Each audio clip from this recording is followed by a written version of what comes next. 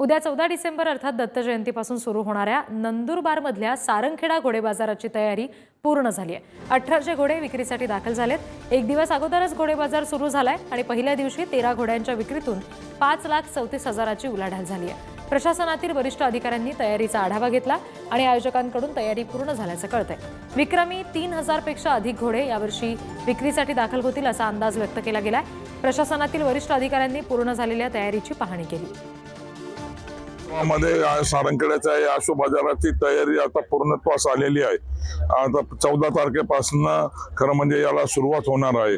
त्याच्यामुळे आमच्या सर्व तयाऱ्या आता पूर्ण जवळपास 90-95% पूर्ण झालेल्या असून जवळपास 1500च्या वर घोडे इथं दाखल झालेले आहेत। आज रात्री आणि उद्या सकाळमध्ये अजून 1000 घोडे इथं दाखल होण्याची शक्यता आहे।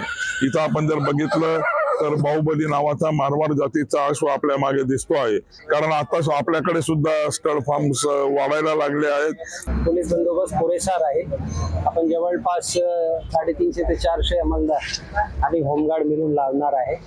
त्याचबरोबर ऑर्गनायझरनी CCTV कॅमेऱ्याची नियोजन केलेली आहे आणि त्यासाठी एक कंट्रोल रूम पण आपण ठेवलेले आहे। ट्रॅफिकच्या अनुषंगाने आपण काही गाईडलाईन्स दिलेले आहे।